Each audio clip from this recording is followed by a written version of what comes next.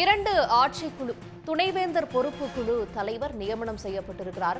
பெரியார் பல்கலைக்கழக ஆட்சிக்குழு கூட்டம் சேலத்தில் இன்று நடைபெற்றது. சேலம் பெரியார் பல்கலை பொறுப்பு துணைவேந்தர் பெரியசாமி நீக்கத்தை தொடர்ந்து பொறுப்பு துணைவேந்தர் நியமிக்கப்பட்டிருக்கிறார். விவரங்களோடு எமது செய்தியாளர் குமரேசன் இணைகிறார். குமரேசன், பொறுப்பு குழு தலைவர் நியமிக்கப்பட்டிருக்கிறார், விவரங்கள் என்ன?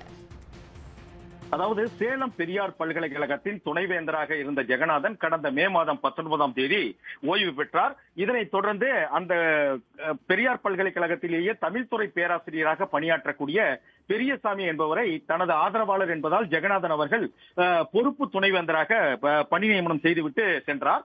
இந்த நிலையில்தான் பெரியசாமிக்கு எதிராக ஆசிரியர் சங்கம் மட்டுமல்லாமல் தொழிலாளர் சங்கம் என பல்வேறு தரப்பிலும் கடுமையான எதிர்ப்பு நிலவியது. ஏனென்றால் பெரியசாமி ஏற்கனவே போலி சான்றிதழ் கொடுத்து பணியில் சேர்ந்தவர், அது மட்டுமில்லாமல் பல்வேறு ஊழல் வழக்குகளில் சம்பந்தப்பட்டவர் என்ற அந்த குற்றச்சாட்டுகளை முன்வைத்து அவரை உடனடியாக நீக்கம் செய்ய வேண்டும் என்ற ஒரு கோரிக்கை எழுந்தது. இந்த நிலையில்தான் தமிழக அரசு ஆட்சிக்குழுவை கூட்டி உடனடியாக அதாவது பொறுப்பு துணைவேந்தர் மற்றும் குழுக்களை நியமிக்க வேண்டும் என்று அறிவுறுத்தியதன் பேரில் தான் இன்று காலை சேலம் பெரியார் பல்கலைக்கழகத்தின் ஆட்சிக்குழு கூட்டம் நடைபெற்றது.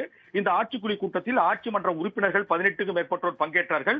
இதில் ஒரு ஒருமித்த கருத்து நிலவியதின் அடிப்படையில் அதாவது அரசு கல்லூரி கல்வி இயக்குனர் சுந்தரவல்லி IAS அவர்கள் துணைவேந்தர் பொறுப்பு குழு தலைவராகவும், அதே போல சேலம் பெரியார் பல்கலைக்கழகத்தில் ஊடகவியல் துறை பேராசிரியராக இருக்கக்கூடிய சுப்பிரமணி மற்றும் தனியார் கல்லூரியின் முதல்வர் ஜெயந்தி ஆகிய 2 பேரும் ஆட்சிக்குழு உறுப்பினர்களாகவும் நியமிக்கப்பட்டிருக்கிறார்கள். இதனால் அதாவது ஏற்கனவே அறிவிக்கப்பட்டிருந்த பெரியசாமி நீக்கம் செய்யப்பட்டுள்ளார்.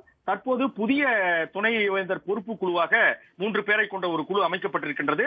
அந்த குழுவின் தலைவராக அரசு கல்லூரி கல்வி இயக்குனர் சுந்தரவல்லி IAS அவர்களும், துணை தலைவராக உறுப்பினர்களாக சுப்பிரமணி மற்றும் ஜெயந்தி ஆகிய பேராசிரியர்களும் நியமிக்கப்பட்டிருக்கிறார்கள்.